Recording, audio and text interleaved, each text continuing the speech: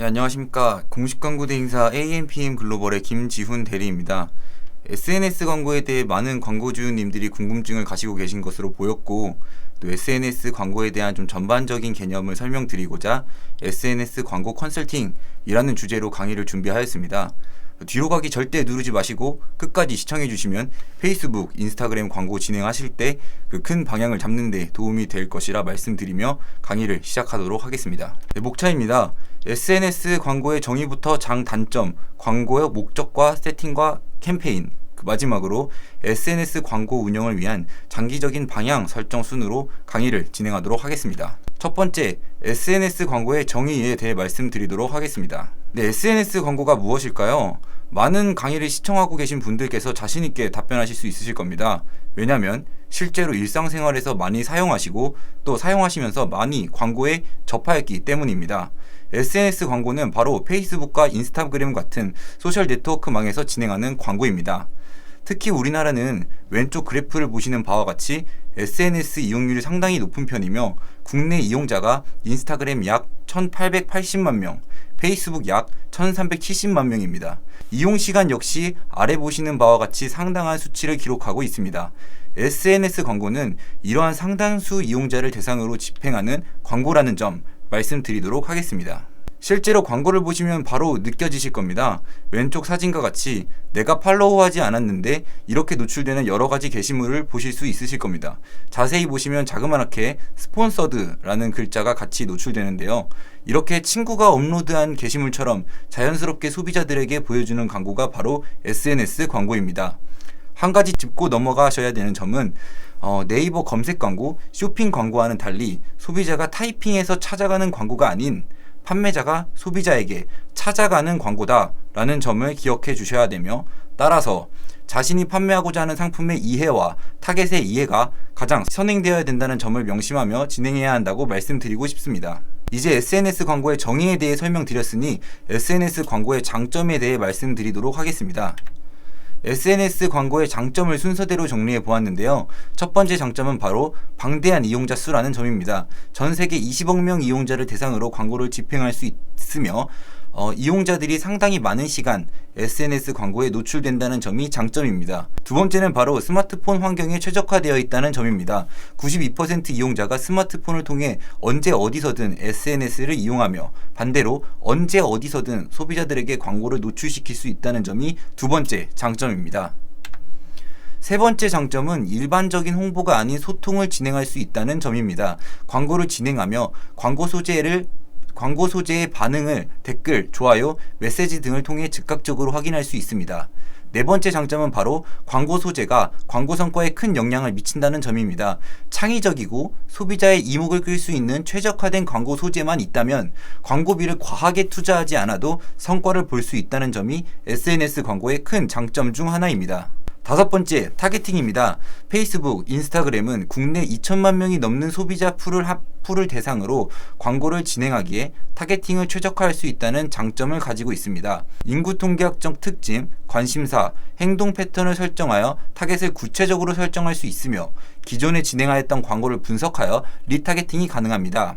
리타겟팅에 대해 쉽게 말씀드리면 기존 홈페이지에 방문하여 상품을 구경한 유저들을 따로 타겟으로 설정하여 결제까지 이어지도록 다시 타겟팅한다고 생각하시면 됩니다. 당연히 관심이 있었던 사람들이니만큼 리타겟팅을 진행하면 성과가 높아지겠죠.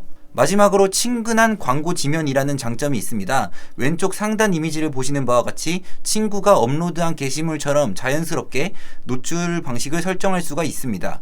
하단 이미지와 같이 단일 이미지, 슬라이드 이미지, 컬렉션, 동영상 등 다양하게 광고를 노출시켜 자연스럽게 쇼핑몰로 랜딩될 수 있는 기능을 제공하고 있습니다. 이제는 SNS 광고의 목적과 목적에 따른 캠페인 설정에 대해 말씀드리도록 하겠습니다. SNS 광고의 목적은 크게 인지도, 관심 유도, 전환으로 구분되며 인지도부터 설명드리도록 하겠습니다.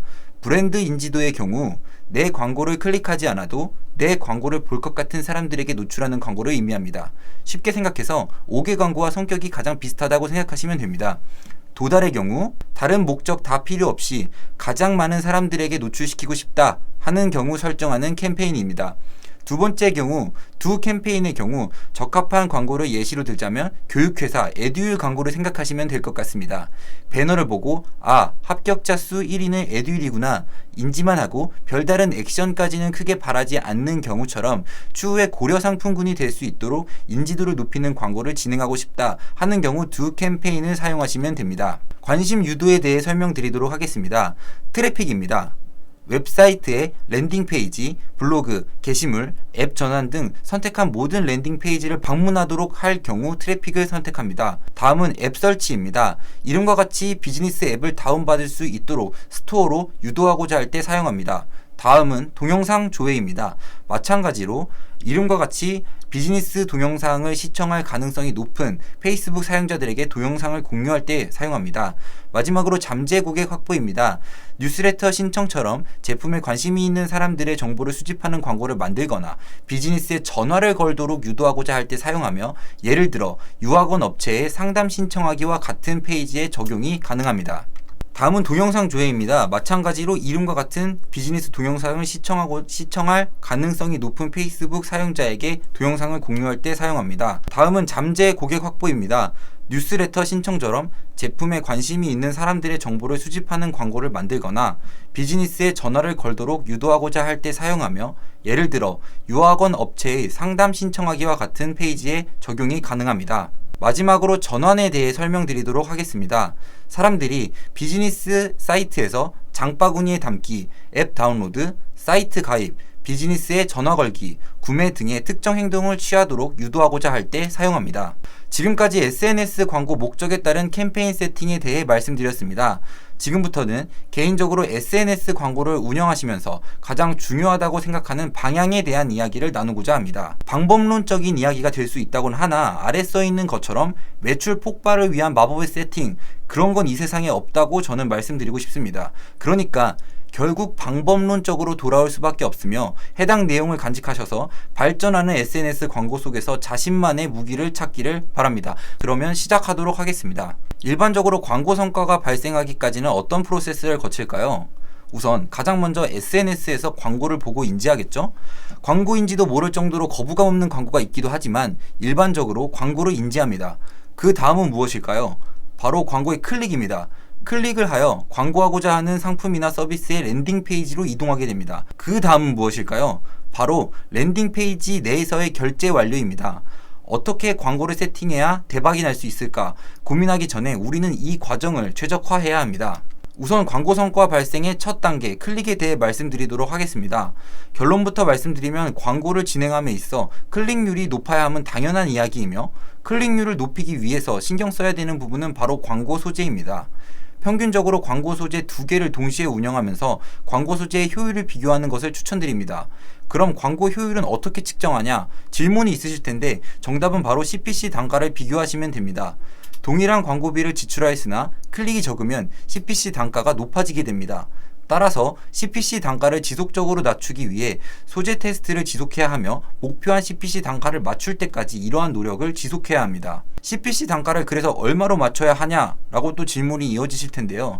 이는 업체마다 천차만별이기 때문에 답을 드릴 수가 없습니다.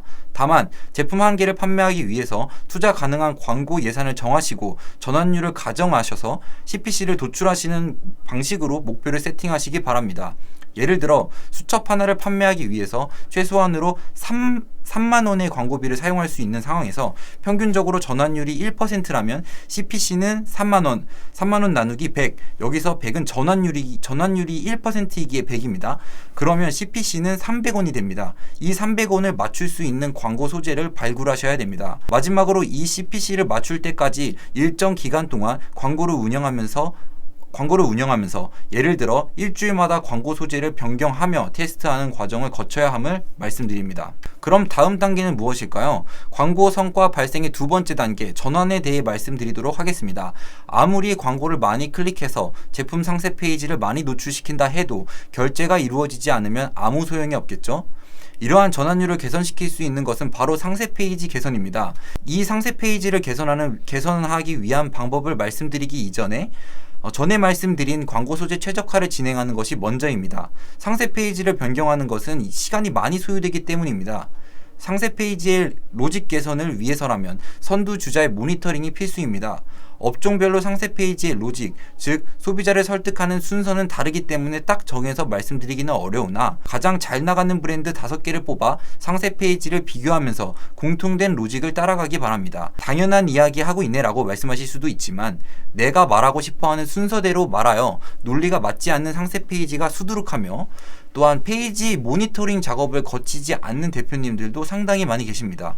그리고 PC와 모바일의 상세 페이지를 별도로 운영하여 기기별 최적화를 진행하고 A/B 테스트를 진행하여 전환율을 올릴 수 있는 페이지를 구축해라 라는 말씀을 드리는 것으로 다소 방법론적인 이야기를 드리면서 SNS 광고 컨설팅 강의를 마치도록 하겠습니다. 다시 한번 광고주님들에게 말씀드리도록 하겠습니다. 이 세상에 매출 폭발을 위한 마법의 세팅 이런 건 없습니다. 광고 효율을 위한 올바른 방향을 설정하는 것이 중요하며 이 강의를 듣고 내용에 대한 문의사항이 있으시거나 이커머스 공식 마케터 김지훈 대리에게 광고 컨설팅을 받아보시고 싶은 마음이 있으시다면 가벼운 마음으로 편하게 위에 보이는 번호로 문자를 주시거나 카카오톡으로 문의 주시기 바랍니다. 성실하게 신뢰받을 수 있도록 답변 드리도록 하겠습니다. 소중한 시간 시청해 주셔서 감사합니다.